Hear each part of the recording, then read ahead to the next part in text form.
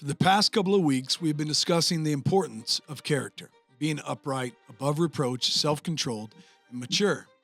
This episode focuses on how people outside of our faith perceive us. Paul emphasizes that a leader must have a good reputation with those outside the church. So today we are going to do a bit of an interview with just Danny, Antoine, and myself. Danny is a man who has cross-cultural boundaries and challenged racial stigmas. He is a second-generation Christian who moved to a remote town and started a business that has served countless families for over 2 decades. His passion, love, and hard work has earned him a good reputation in our county. This podcast offers a glimpse into the life and background of a man who is loved and approved by many. However, it's important to note that this episode is less about Danny and more about the people around him, the relationships that shaped him, and the values and lessons he learned. And most importantly, the God who fathered him and raised him to be a man worthy of a good reputation. This is the Kavod Family Podcast, the making of a godly man, reputable.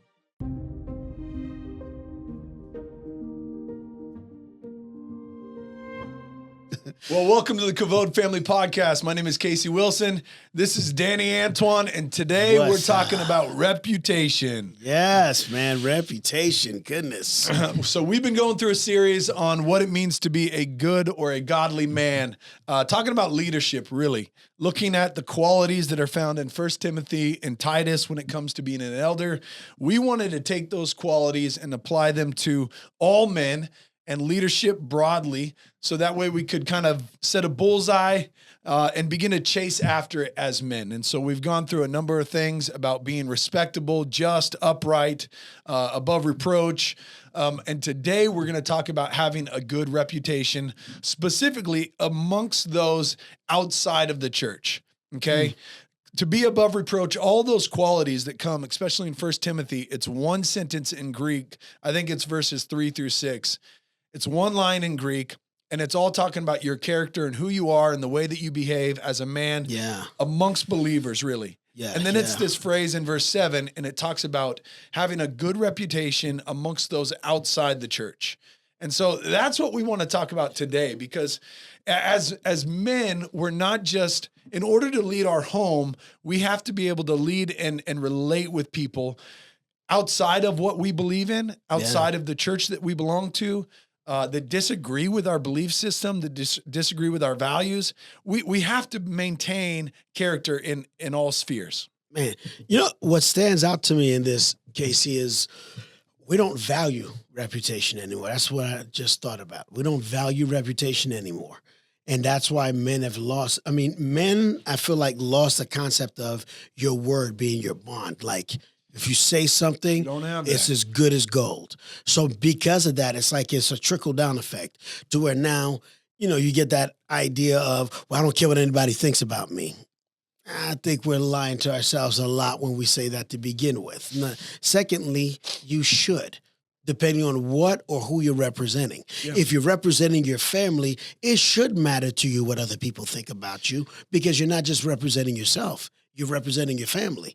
Now, for us as Christians, as you know, men of God, we're representing the Father in heaven. So it should matter to us, our reputation from the people, especially people in the world, because what if we are truly the only Bible they're ever going to read? Yes. Right? If they hear about you, what are they hearing?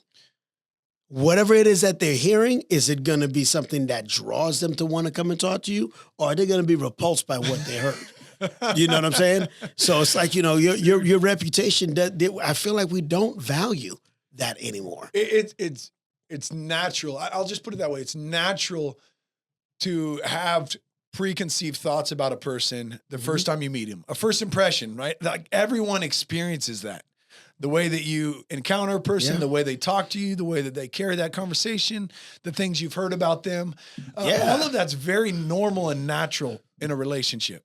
It is. Right. And so to what we're talking about is having the kind of reputation to where you're putting a good taste in someone's mouth. Right. Yeah. You want that. And even right now, as I'm thinking about it, you know, I'm a business owner, but my entire business was forged off of my reputation. Right. I learned early on in order for me to get people to trust me, I have a lot to prove because I'm not selling merchandise. I'm working with somebody's child. Right. So in order for them to trust me, I got to set a precedence. I need to have some history here that I know what I'm doing. So I spent a long time building a reputation by basically going out there and working for peanuts, and just every opportunity that I got to teach, I went and did it because it was my job to prove to the county here that this guy knows what he's doing with kids. Yeah. So wherever, there was a period of about 7 years where my schedule was really ridiculous. I was just on another podcast and I said something about it, and it reminded me like, man, that was insane because I was at the karate school. I just opened a karate school in 2000. So I worked Monday through Thursday basically at the karate school because every Friday, Saturday, and Sunday, I was usually traveling somewhere to go compete, to go and fight. You were still fighting at the time. I was fighting. That was like the beginning, the training onset during of the it. week, running the school. Yeah, running the karate school in the afternoons. Were you and Mary together? Were you together at the time? No. Okay. My wife didn't come into the picture till quite a few years later. Okay. But at that time, Monday through Thursday, I taught at the karate school, like usually from like 4 till about like 8 or 9 o'clock. Okay. On Tuesday and Thursday mornings, same week, I would drive up the Highlands and teach kickboxing for adults up there and an adult karate class right after. I would leave from Highlands and go straight down to Silva because at the time they had hired me at the college and I taught karate as a college credit course. Wow. So I would teach there right after I got done in Highlands, then head back to Franklin. On Tuesday nights, I believe it was, I would go to Betsy's once a week and I would teach hip hop classes there. On Monday nights, I was going down to Raven Gap and teaching hip hop classes there. And then every Wednesday afternoon at 3 o'clock, I'd go to the middle school real quick, kind of like it was a small little after school thing they would do. And every Wednesday, 3 o'clock, I'd go to the middle school, teach a quick karate class there for whoever wanted to, learn, and then go back to the karate school and finish off my day. So like I was all over the place, just because I needed opportunities for people to understand, like I believe so much in what I'm doing, but it's not enough for me to just tell you about it. I have to show it. Okay. You were building trust. Building trust. And plus, if you're working with people's kids, to have a history that you're trustworthy goes a long way. I'm asking a parent for a lot when you bring me your child and I say one important thing to you is I need you to trust me with your kid. I'm asking for that a lot to the parents? Yes, because I can't do anything without it. When I thank the parents at the karate school all the time, the reason why is because if they don't give me a chance, I don't get an opportunity to work with their kids. Yeah. So without that, there's no Danny Antoine. There's no Mr. Danny. You see what I'm saying? They had to trust me to give me an opportunity to do something with their child. And through that, God blessed me to know what to do with that kid. And that just built over the years. Now we got generation that we've gone through in doing that over and over and over again for the last 25 years. Okay. So that's why I wanted... So for this episode, for those who are tuning in, we kicked out some of the young bucks, Justin and Travis. Sorry, boys. Not because they're young.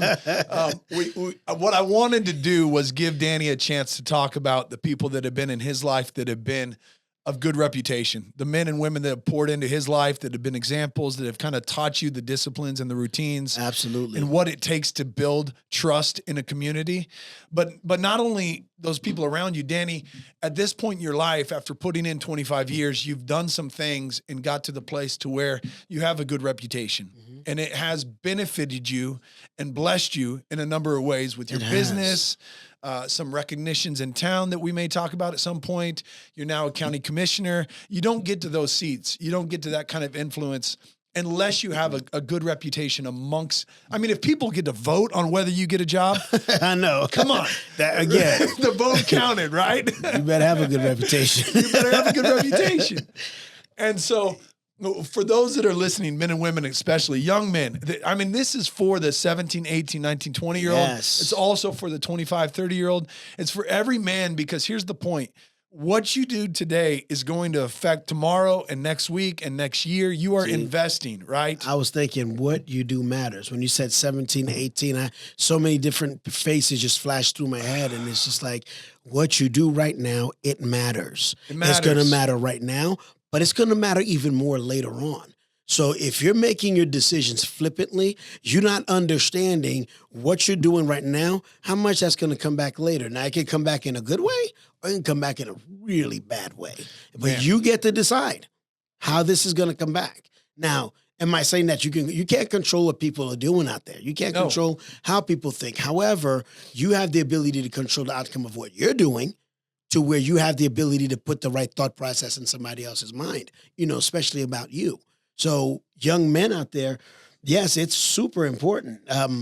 What you do right now matters. And it doesn't really matter how old you are at this point. What you do today, it matters for the tomorrows that are to come. And it's going to come back one way or the other. So don't make your decisions lightly. Don't take it lightly, and understand what the perception is of you. It's not because you're trying to so bad to please other people.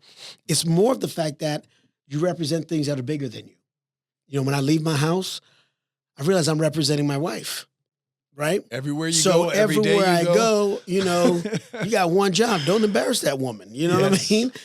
When we used to leave the house when I was a kid, that was big in my family. Haitian people, they don't play. Don't you go out there and embarrass this family, right? You going to school, they let you know quick fast. Don't you go to school and embarrass this family. Yeah. And so your bad behavior was a reflection of the family. That's how I grew up. So when you left the house, the reason why you got in trouble because you messed up in school, it wasn't just because you made a bad decision. It's because you misrepresented this name. Yeah. You misrepresented what this family's all about. You just went out there and told your teachers that this is what I teach you at home. Really? Let me fix that. That's how they look at that. Yeah. You see what I'm saying? And again, today that's lost in many ways. It's not, and when I say lost, I feel like it's not valued enough, right? When we're at the karate school, I'll tell the kids, they all hear this constantly. We are family. We're a family. But I let them know, when you leave here, do not go out there and misrepresent this family. You know what we're all about. Yeah. Your job is to go do it everywhere else that you go. Yeah. You can't come here and do everything I'm telling you to do, be the most amazing kid imaginable. Then you go out there and give people the impression that you're some kind of bad kid. Yeah. You have control over that. So I vocalize that weekly over and over again, and they get it. You can see it in them. But likewise, when they do something good, right? You got to affirm it. Man, they come back through the door like, yo, represented the family well today, Mr. Danny. What happened? I got straight A's. My man. Yeah. So it's it goes both ways. So it can have a really amazing positive effect, or it can have a pretty lasting negative effect as well. However, we get to have control over that. We represent the family. But again, like I said earlier, for us, what's bigger than anything is we represent the kingdom of heaven here on earth. What people are getting to understand about God, well, the question should be this way. When somebody looks at my life, what did they just learn about the kingdom of heaven? Yeah. When they look at my life and how I live, what did they learn about God's personality?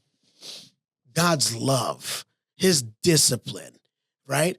How big he is, how amazing he is. What did they learn about that when they had an encounter with me? That's important. When did that switch flip for you to where you realize that you were, because you come to know the Lord, you begin to walk with Jesus, you give your life to him. Then at some point it's like this, it's like you're always shedding layers, but at some point you realize I am representing God to these people that I'm with. I'm representing God to the world. He did it in me before I started serving him, which is pretty amazing, and how good he is.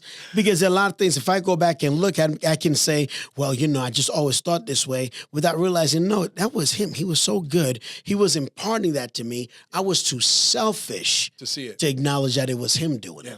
Right? When I first started teaching, when I first opened a karate school, one thing that was on my head all the time, because I used to tell people, God used fighting and teaching these kids to save my life. At a time where everything was like a disaster in my life, those two things were always right.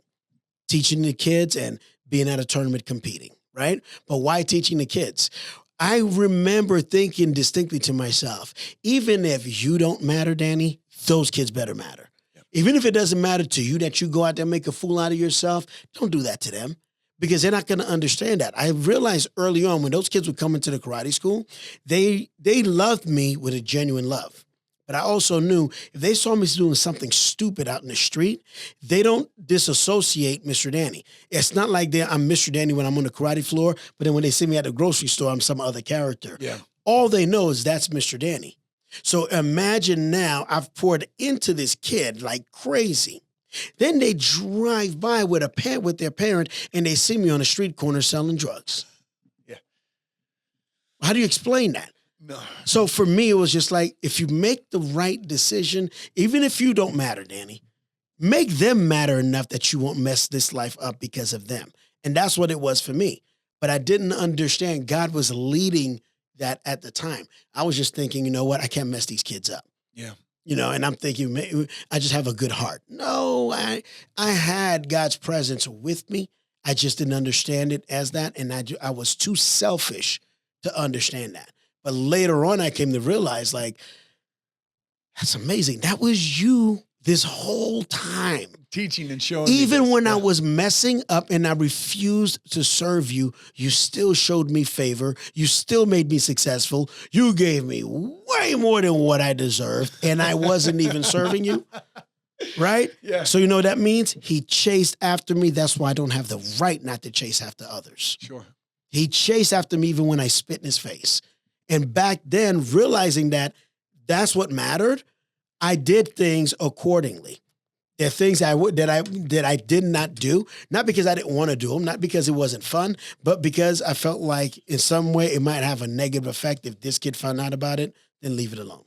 Don't do it, right? Think how powerful that is, that all these kids could have altered my life. God used them to alter my life that drastically. Yeah. Whatever crazy decision I was thinking about doing, it was like, you know what? Make sure you're thousands of miles away from here so that doesn't even get back to them. That was my thought process back then. And then as I matured and I gave my life to the Lord, it was just like, wow, no. You're representing a lot more here. It's a big deal. I have a lot of parents, man. I'm so blessed in that regard. But one of my dads, he's my karate instructor. Not your students' parents. You have parents. Yeah, in your life. I have father and mother figures in your life. Several sets of father figures and mothers. That's what in my I wanted life. to do. I wanted you to have a chance to be able to talk about the men and women around you that set a good reputation. Can you do that? Yes. So if I were to count this out, I have 3 fathers and 7 mothers. These are amazing people and they're not like a father to me, 10 like a parents mother. To raise you. No, they are. That's who they are. Okay. Period. So my dad in Charlotte, he's my karate instructor. Meeting this man and being in his life for so long, over 20 years, I still, and you can call it bias, I have never met anyone like him. You're talking about Magic. Magic. I have never met anyone like him. Okay. For me to have known this man for over 20 years and I've never heard anyone speak anything bad about him. What does that say about him? Yeah. What does that say? What he's imparted to me, the things that he shared with me, I can't tell you how many things that I do in my life that I've patterned after him, from my speech pattern, my body language. One of the things I used to love to do with him, I used to love watching him handle conflict. So we'd be at a tournament and he's an arbitrator. So when there's a problem, they call the arbitrator and he's got to come in and listen to everyone. I can't tell. Every time I would hear, arbitrator to ring 7, I was going. You want to watch? Yeah, because I wanted to see. I watched my dad take people from here and bring them right down to here. Okay. Right? If you're at a 10, my dad wants you at a 2, you're going to a 2. He's a big guy, but like a big teddy bear. What was fascinating to me is it was his tone, his demeanor, and his word choices, and how he talked to these people, and how I watched them go from being so angry to just like, okay, I understand. And I'm like, it's like magic. How do you do that? And I would just watch him, and it taught me how to deal with conflict and not to run from conflict. And when I say people were elevated, even angry with him, he did not skip a beat. He would listen. One of the things he did the best, he listened so well. So it got to the point where his reputation was like, everybody want to talk to Magic. You know what I mean? Because it's like, first of all, he's going to drop some wisdom on you. But more importantly, everything you're telling him, it's in the computer, man. It's being filed away. He's listening to everything. Yeah. Everything matters. He makes you feel like you're the only one that mattered in the room. Even though he's talking to 50 different people, each one of them feel like they're the only ones that matter when they talk to him. That's what I got from him. If you had to look at, top 3, 4, 5 qualities that Magic had, that's one of them. Listen, Yes. his ability to sit and listen and navigate a conversation. His ability to listen, his patience. He taught me a lot about relationship because a lot of times, the only times I would see him would be at tournaments. So we would go through seasons especially when I wasn't competing as much, it'd be months before I would see him. Anytime we see each other, it's like we just saw each other yesterday. Every single time, still to this day. And if I get on the phone with him, it is never a short conversation. Right? He'll call and I'll tell my wife I'll be back. She'll be like, no, you won't. Right? We get on the phone at 9:00 at night. It's 2 a.m. We still on the phone. How did you get there? How did you get to a place? I mean, you guys naturally met through karate. Mm-hmm. Okay. How did you get to a place? Because there's a lot of young men out there that are listening to this that are going, man, I hope in 20 years I have a man in my life that I can call a spiritual father or a spiritual mother, somebody that wasn't my biological, that maintained a presence in my life, that poured into me. I call them mom and dad. I consider them a mom and dad in my life. Like, how did you develop that with a man that was absolute stranger to you? He just showed me an unusual amount of love. He did. It started with him. It started with him, and he gave me a mandate very early on. So by the 3rd, 4th tournament that he was coaching me, I realized what was happening. I was going to these karate tournaments, and he was my instructor voluntarily and basically doing these private lessons with me. Okay. Teaching me a wealth of knowledge of how to get in that ring and what to do. Yeah. And so I'm like, people pay a ridiculous amount of money for this. And I remember going to him and I said, one day I said, sir, I'm broke. Like, I don't have any money. And all this that you're doing for me, I cannot afford to pay you for any of it. So I'm saying thank you, but if there's anything that I can do, let me know. But I cannot afford to pay you for all of this. And he laughed at me and he looked at me, he says, let me explain this to you. He says, one day you're going to look at somebody else and you're going to see in them the same thing that I saw in you. And then you're going to do exactly for them, exactly what I'm doing for you. He said, so you see, son, you don't have the kind of money. You could never afford to pay me for these services this way. But what you're going to do is you're going to spend the rest of your life paying me back by constantly investing in others. So here we are 20 plus years later, and I'm paying him back more today than ever, gladly. That's why when I grab a hold of these kids, it's part of me honoring him. Okay. Right?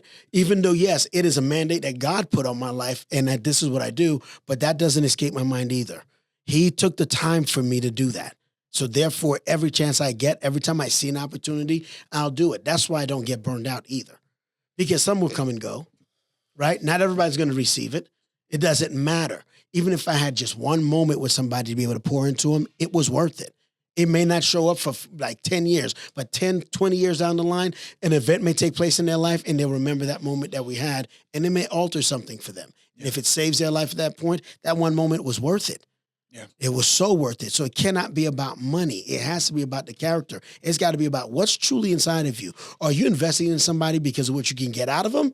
Or are you investing in them because of just pure love? So he valued relationships over money. Big time. Okay, so big time. Okay, so he listened well, he talked well, he communicated, and he valued people far above anything that he could get out of them. And he knew how to affirm.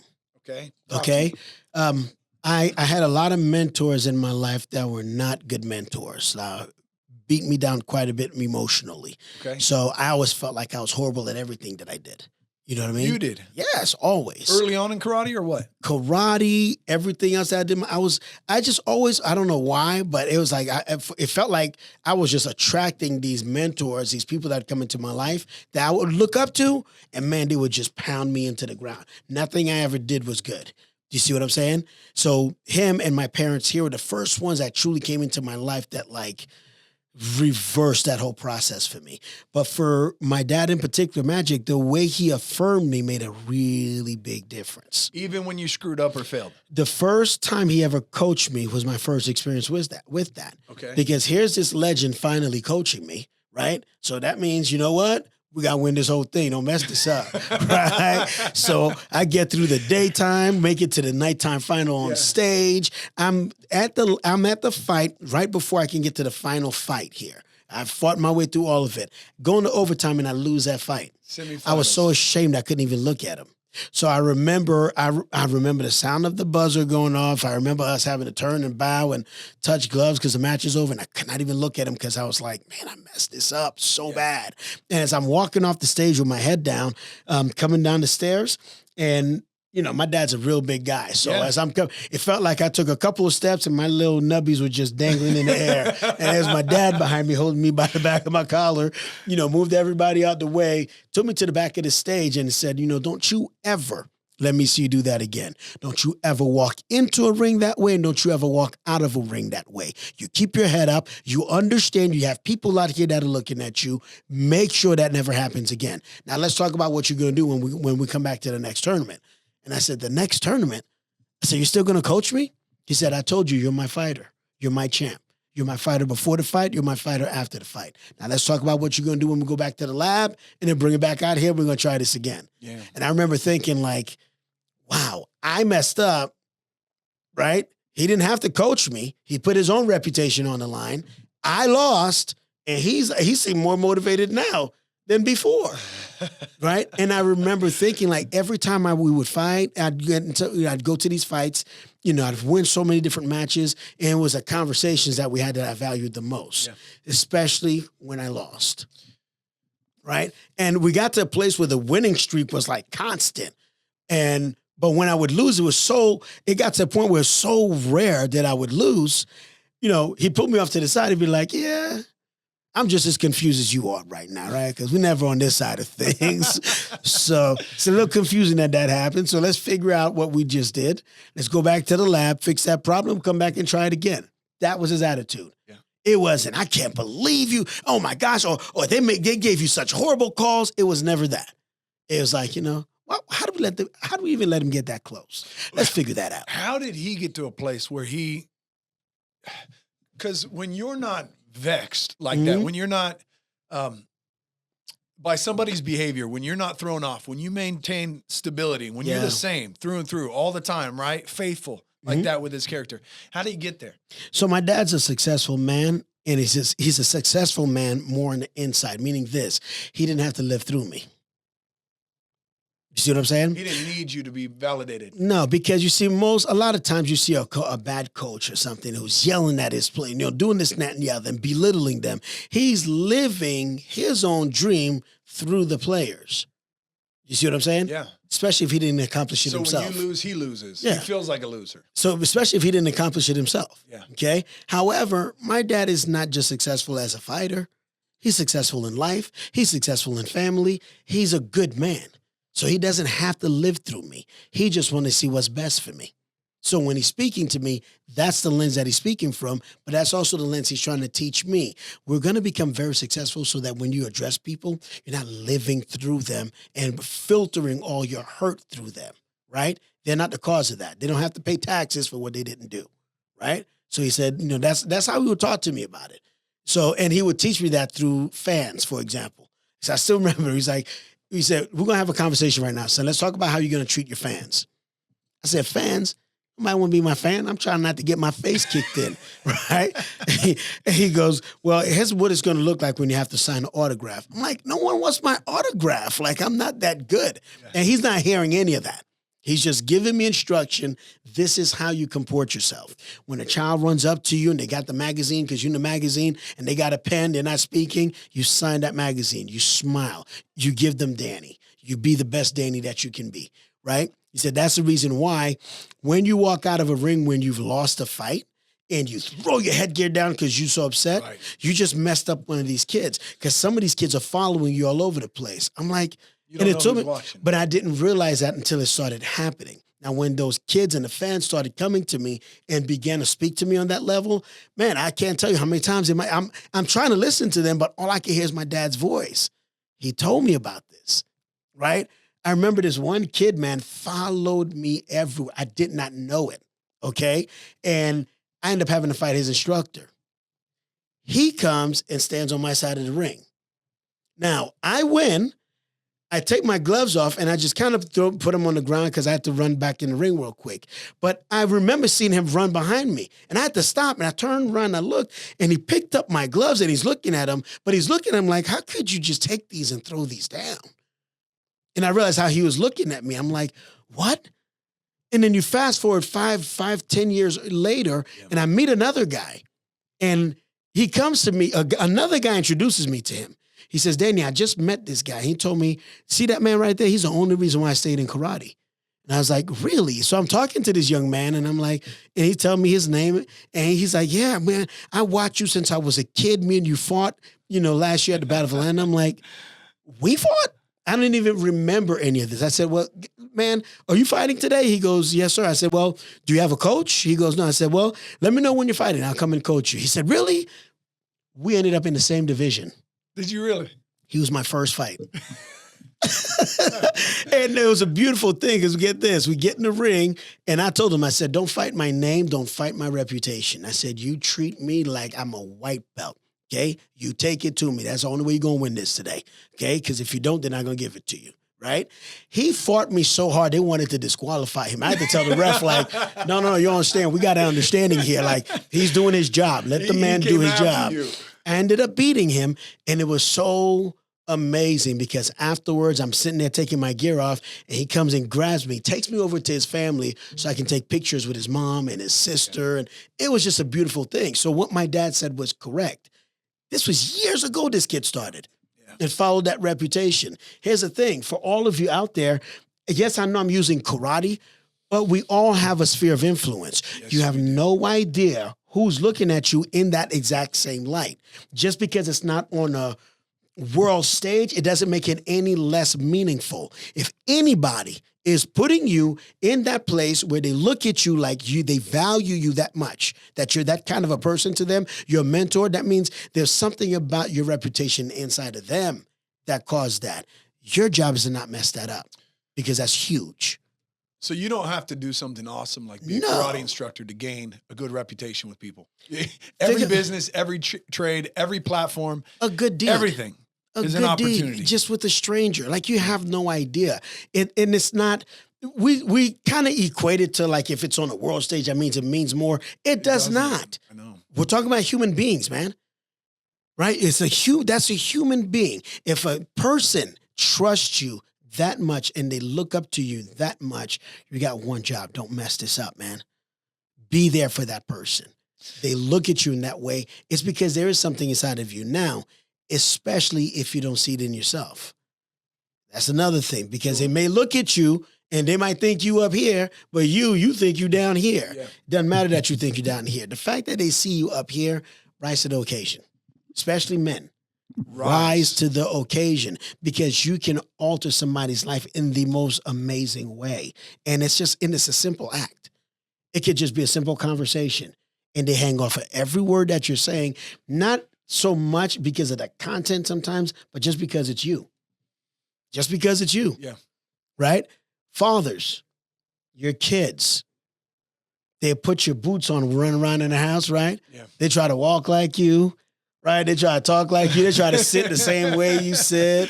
Right? Isn't that a beautiful thing when you see something like that? Yeah. But don't limit that to your kids. There are others who probably feel the same way about you. They just probably don't have it in them to vocalize it to you. Just because they hadn't vocalized it to you doesn't mean it's not happening. Right. And again, I learned that lesson the hard way because I didn't realize that. And even coming out of the ring, it made me be more aware of my surroundings. There are many other arenas that I walk into that there may be somebody who looks at me that way. And if that's the case, I have to be there, right? The same way I look to certain people that way. When I go to them, they don't disappoint. They're there for me. They're amazing, amazing men and women, right? But they're there, and that's the important part. And there's something about it when I go talk to them, and they take the time to talk to me, right?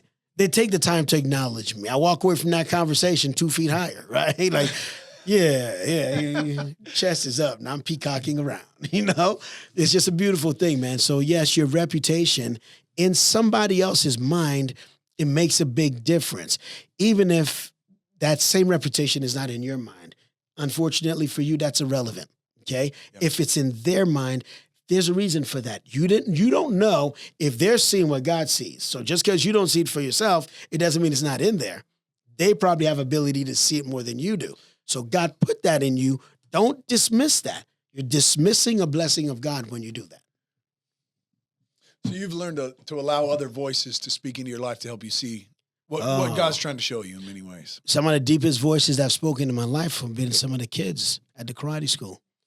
Some of them have spoken some things into my life that will stay with me forever, man. I have a kid, this had to be close to 20 years ago. I still remember his name, Michael.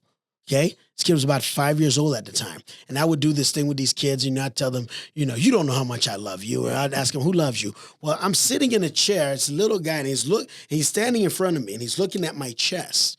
And, and he's just watching me. And I said, Michael, do you know how much Mr. Danny loves you? And he goes, yes, sir. I said, no, you don't. You have no idea how much Mr. Danny loves you. He said, yes, I do. I said, no, you don't. But the whole time he's talking to me, he's looking right here at my chest. And we're doing this back and forth for a while playing this game. I'm thinking it's a game, not in Michael's head. Then suddenly he gets closer to me. He reaches out and he touches my chest. Then he goes, what's inside of me loves what's inside of you. 5 years old. I've never to this day heard love explained that way. This was back in early 2000s, man, that this kid did this. I still remember. I remember the chair. I remember the room. It impacted me because I remember him doing, I just grabbed a hold of him like, come here, buddy. My boy. Like that was so deep and so heavy and he was so sincere. Yeah. Right? And what I got out of it is he was saying, the Spirit of God inside of me loves the Spirit inside of you. Yeah. That's what I got from that. He's 5 years old, man.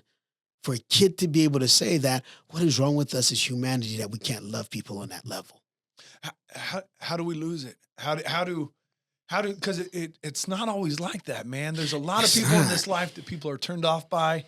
They don't have a good reputation. You don't want it. Come on, think about a lot of people you got to invite over for family meals or whatever else that you're just like, I don't want you in my presence.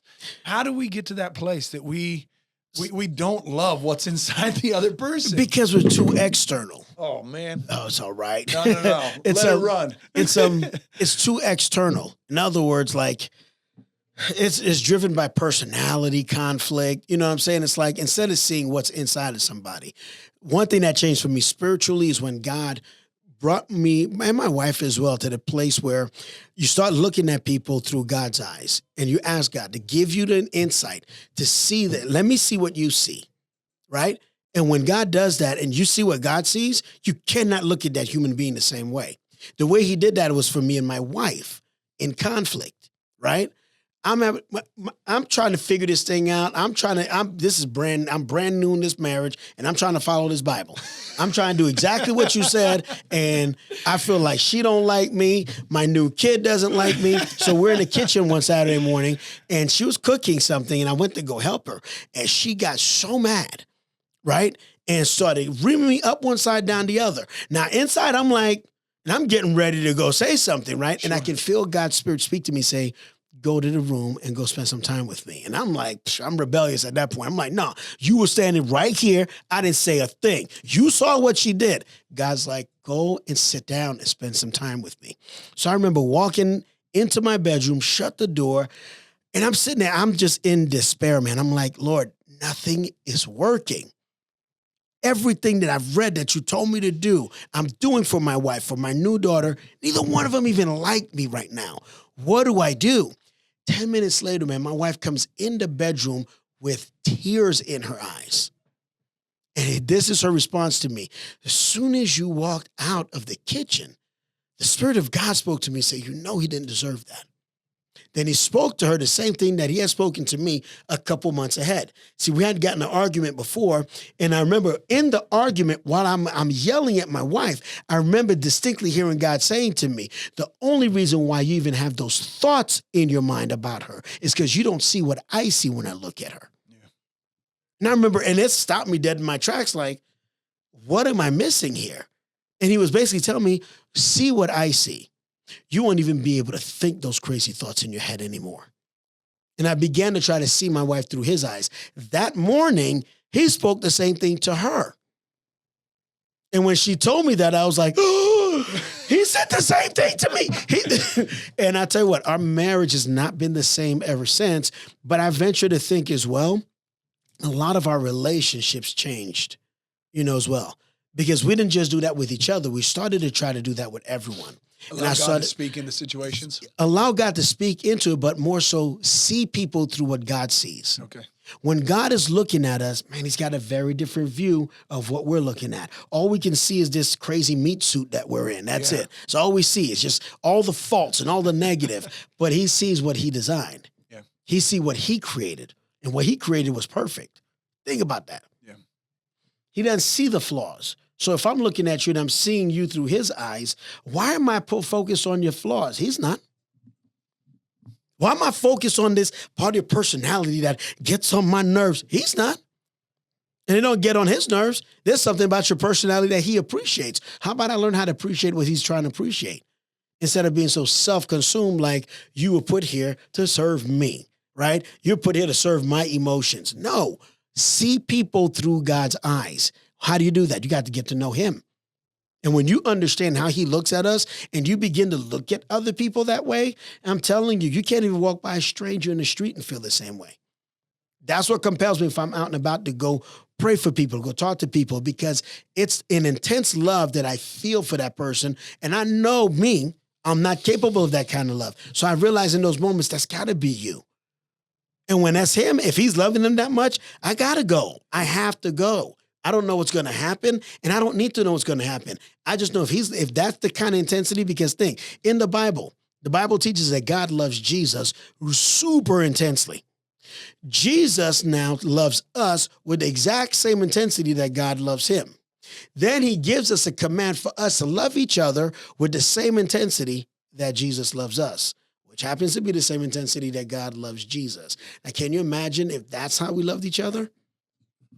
We wouldn't be spending time nitpicking all this stupid stuff that just appeals to flesh. That's the end of John 17, right? Man, I know. And you get to see the real person that God created there, and you get to love that person.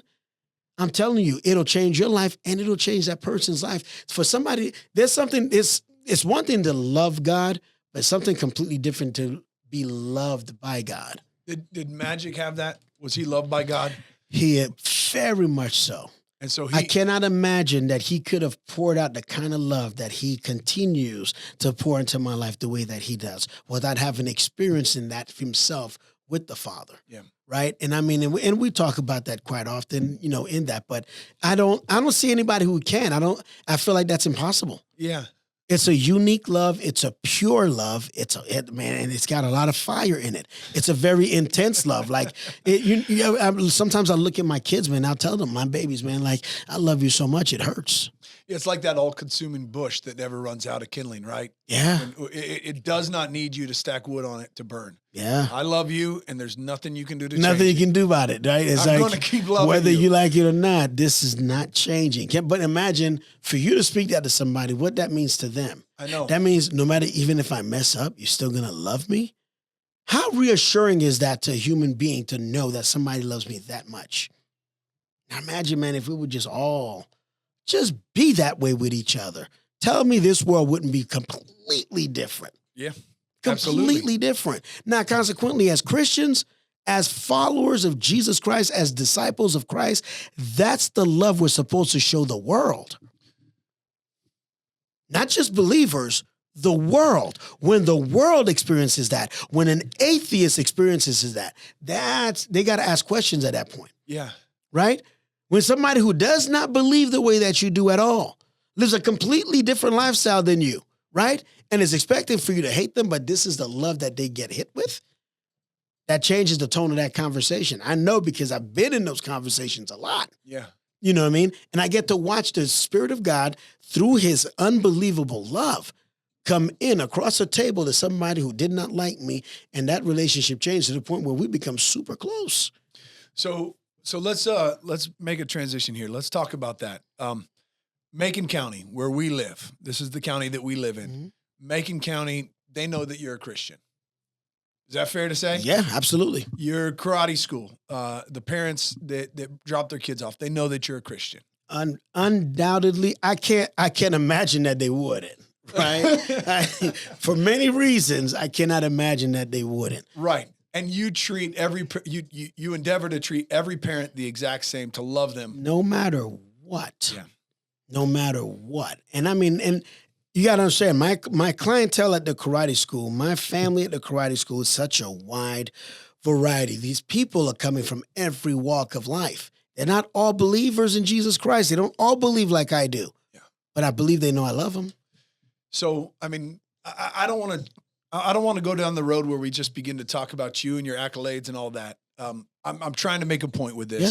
A few years ago, you were nominated. You ended up winning Citizen of the Year for Macon County. What year was that? I think it was 2019. 2019. Okay. You won that award as a Christian. Mm-hmm. Before you were a commissioner, as somebody that had started up a karate school in a town that you didn't grow up in. Yeah. You don't have siblings or parents that lived here. You don't get to grow up with a name and a reputation that others are familiar with. You had to establish one for yourself. Yeah. The Lord this is the longest I've ever lived anywhere. Is it really? Yeah. Okay. So the Lord made this home for you. Yes, this is home beyond a shadow of a doubt. Okay. Yes. And you poured in for 20, 25 years through the trade that God gave you, the skill sets that God gave you, and loved faithfully, learned to love. I put it that way, because this is about God teaching you as a son. Absolutely. Learn to love faithfully. Still learning. The people that were around you. Still learning. And you did that as a Christian. Yes. And there's something about that. I've always thought that as a Christian, not because of me, but because of God's love and presence in me, Christians should grow to be known as people that are trusted, that are respectful, that are worthy of leadership, that can be handled with hard things, that know how to communicate and forgive, see the best, train up, lead others, mentor people, do a lot of what you've been talking about. Yes. Right? I agree. They should not just stay on the, we're supposed to be servants. We're called to do the lowliest of jobs. They shouldn't be so, how do you put this? Isolated. It shouldn't be, Christians should not be isolated. And we shouldn't be so cliquish either. Okay. You know what I'm saying? Yeah. It's easy to go to church and just be around people that are in church, right? Yes. But I don't want to go around these people because they do this. Right. I don't want to go around these people because they do this. I'm glad Jesus didn't have that attitude. Yes. And I've always thought beyond that, if you were to take any job that's out there, you step into a place, there's multiple layers of authority, all these other things, you come into the bottom of the ranks, whatever the bottom is, right? That you could have no skills, but because you should be the one that's trusted, that doesn't gossip, that doesn't tear others down, that's respectful, that learns to honor your mother and father or your parents or authority or whatever's around you. You don't steal from your boss. You don't covet the things that he has. Because of the character of God that's in you, it would cause that person to kind of grow in respect and trust. It should cause them to grow. I would think so. Right? Because there's something unique about that, but I feel like the root of it is love. And whether an employer would want to say that or not is irrelevant because they would be drawn to that. I mean, what employer would not want to have somebody like that, right, to work for them? You can teach skills. Yeah, you can. But teach somebody skills. you can trust, has got impeccable character, never going to steal from you. You can trust them with everything in you. What employer on this planet would not want something like that? And all of that, all those qualities are not based upon them as a human being. They're based upon God and God's relationship with them. Exactly. And you're going, I trust him because I know he's pursuing the guy that's ultimately Right. all of those things, right? Right. And that's what it was in you. It's not that Danny has these innate capabilities to be loving and affirming and kind. I promise you it's not that. As you grow closer to God, you realize God's these things, and therefore I should become more and more like him. Yeah. Right? And one of the reasons I can say that wholeheartedly because my heart used to be so hard. Okay. And because of that, I was a very harsh person. You know what I'm saying? So I know that I loved, but I loved with limitations. Like I would love, Sure. but you cross me, that's it. We're done. Right? That was always me. Yeah. So for me to be the complete opposite of that right now, all the time, Yeah. you know what I mean? It's like do it once or twice, that's one thing, but like all the time, I know that can't be me. That had to be him. It has to be him, and it is him living in me. Christ in me, the hope of glory. That's who that is. And because of that, I get to make everybody around me the beneficiaries of all of it. Yes. You know what I mean? Yeah. But that's what we should all be doing. It's not limited to somebody who's got a special gift. It's not a gifting. That's Christianity 101, love. Yeah. Right? But not love the way that the world calls love. It's love the way that God loves. That's the love that he's talking about. When he says love one another, it's not, I love you or I love you too. Right. That is not what he's talking about. It is so much deeper than that. And it requires a lot more out of you. Okay. It requires a lot more sacrifice because guess what? Now you can't be beholding to this, right? You can't be controlled by this. It's cost you to love well. Yes. If he or she hurts you, you can't get all in your flesh about it. Yeah. Right? How does God want you to respond to that hurt? That's the question that's on the table. And whatever the answer is, that's what you're going to go with, regardless of what you're feeling like doing in here. Okay. And I mean, and again, when I say I'm learning, I mean that I am still learning. Like I want to love like Christ loved. That kind of love I've never seen anywhere else, and I never will see anywhere else outside of the person of Jesus Christ. It's a beautiful love. It's a very intense love. It's a loyal love, but it's a love that really affirms and lets you know no matter what, whether you can love me back or not is irrelevant because I don't have it in me not to love you. Yeah. Right? I tell the kids sometimes, like, I don't have the ability to love you less. I'm only capable at this point to love you more. But I'm completely incapable of loving you any less. And you're saying that God has worked in such a way that you can do that as a commissioner today, standing, that you'll give somebody that is from the opposite point of view, the opposite party, the opposite belief system. You'll give them an ear and say, you know what, I'm willing to listen and love you. Casey, there are people who come into that courtroom that I love with a passion. And because they're so opposite and against me, I can't even have that dialogue.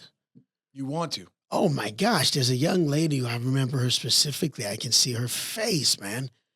So angry with me because she thought my position was in a particular way because that's what they put in the newspaper. It's not my heart.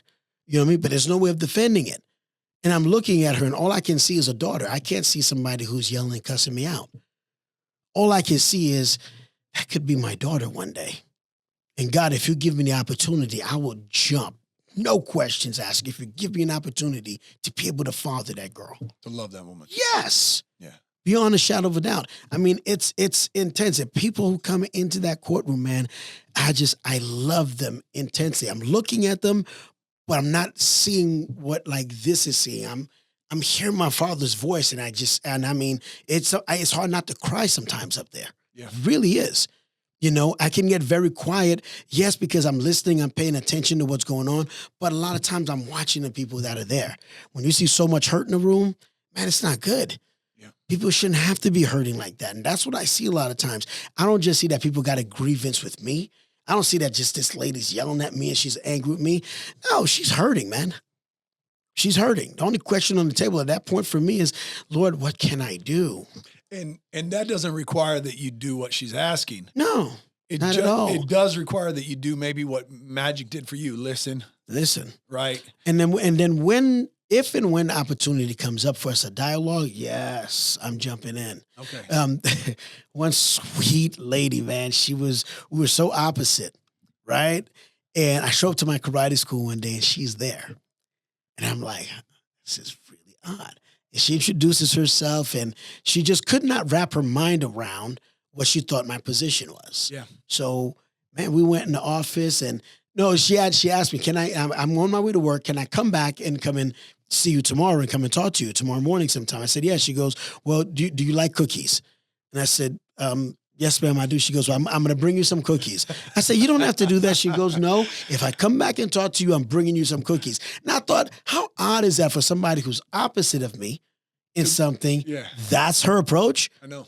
I would have been there at 2 a.m. if she wanted me to be there. Now, I mean, with that attitude, are you kidding me? She came in, man, sat and talked to me, the sweetest soul, such a beautiful soul. And I don't even think that we got to seeing eye to eye on the particular issue itself all the way through. But man, we became very close. Okay. We became very close friends. Okay. All right. Well, let's wrap this up. And the way I want to end this is we've been talking about having a good reputation in your community, to the world outside your own belief system, outside of whatever group you're a part of. Yeah. A man, in order to lead well, has to maintain and fight for a good reputation across the board. Yes. Okay. There are times where the scriptures talk about how we will be slandered for his name. Yeah. We will be hated and despised for his name. Jesus warns us of this. The apostles warn us of this, right?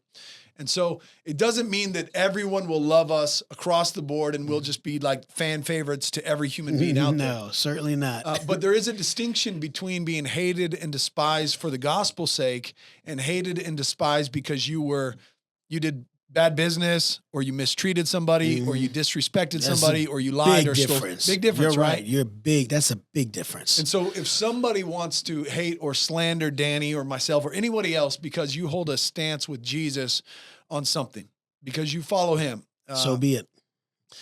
That may happen in life.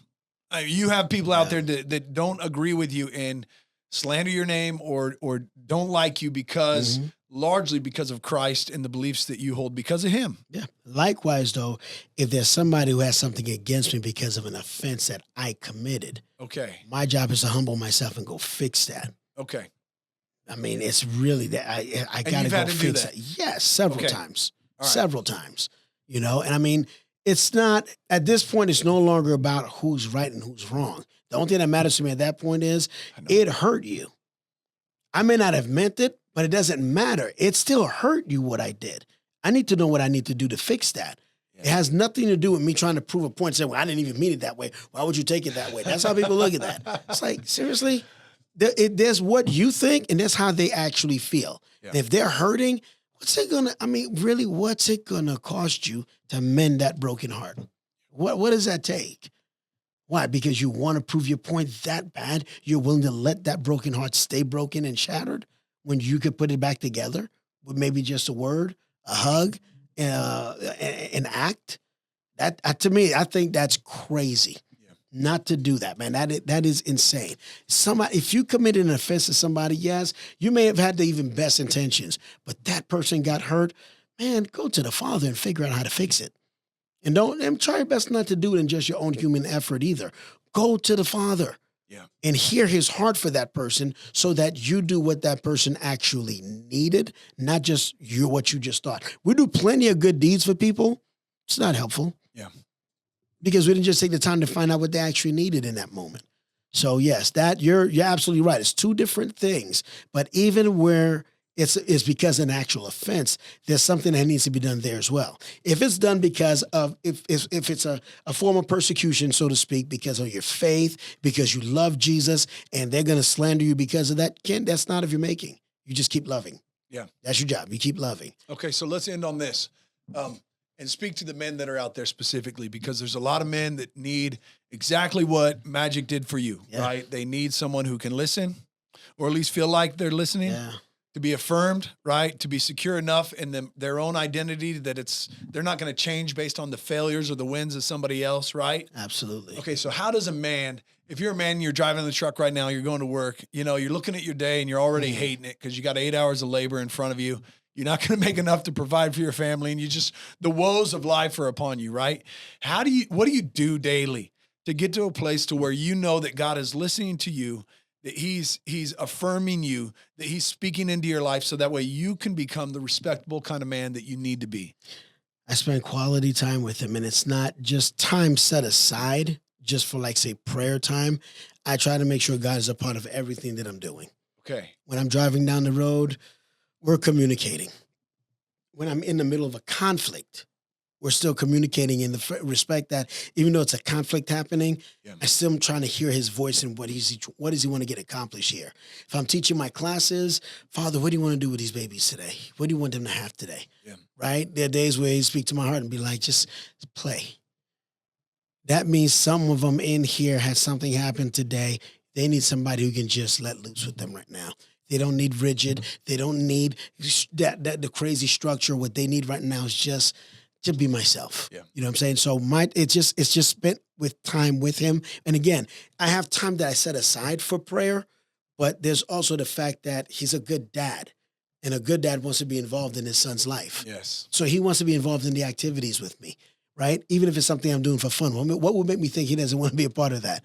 God is not just this faraway God who sits on the throne and bangs his gavel and you're going to, that's not how that happens. He's a good dad. The Bible says that he is the father of fathers. He's the father which every father here on earth derives its name. I know.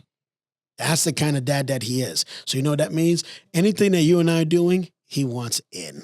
Getting back to a good reputation, right? Like we bear the Father's name on our back. Yes. And we should see it every day, right? It is important to represent him well. We have to represent Christ to the world accurately. Yeah. Not in just our own version of it. And guys, we can't do that if we're not in his word to understand truly who he is. Yeah. There's us hearing about Jesus, learning about Jesus, and then there's us hanging out with Jesus and getting to know him ourselves. We spend time in this realm all the time. We're hearing teaching all the time. You get somebody else's version at that point. As good as it may be, it's still somebody else's version. You got to transfer out of that at times and go to him yourself. Well, I can't hear him. Perhaps it's because you're not spending enough time trying to hear. Just sit. Be quiet for a second. See if he won't. He said he's a rewarder of those who diligently seek him. How many things have you and I sought after in this life? Way more than we've ever sought after him. And we're going to get mad because he didn't just answer us. How about you sit somewhere and go after him the same way you go after all these other goals in your life and see if he don't respond. I challenge that for everybody. That's good. That opening prayer or that prayer that Jesus teaches, we call it the Lord's Prayer. Some call it the disciples' prayer, right? That very first line, hallowed be thy name. That we would take the name of God. I mean, we've been talking about being a man of reputation this whole time. Reverence his name. That our names would be one that people speak well of, right? And that begins by making his name a name that we speak well of, right? That we privately, in every area of our life, take hold of the reality that his name needs to be honored above everything else, our own identity, even the heroes of our life, the magics in our life, right? Make sure if his name's got to be above that. Yeah, if his name is associated with your name, make sure the right reputation is coming across. Yeah. Anytime his name is associated with your name, just please make sure that the right reputation is being maintained there, right? And we're not giving, falsehood to the world about truly who he is. Well, Danny, thanks for taking the time to come in and do this. Man, this was good. Thanks for having me. Yeah, absolutely. Y'all have a good one. There's a few men that have lived a life that get to a place to where you want them to talk about their own reputation. Wow. And it's a good thing to have men in our county and brothers that we love that we get to do that with each other. So, well, I value that. I thank you. Yeah. And to the young men out there, those that are listening, may we all chase after God. Because if we're faithful to him, he will change you. He can take away and remove every flaw in your life. He can remove all the pain and the suffering and the hurt and the hardship that you've caused others. If you have a bad reputation, his light shining into our darkness can transform all of that so that you can become the man that God wanted you to be, the son that rightfully should follow after him. And so trust in him, press into the Father, learn to hear his voice, grow in his image. Danny, awesome stuff. Enjoy.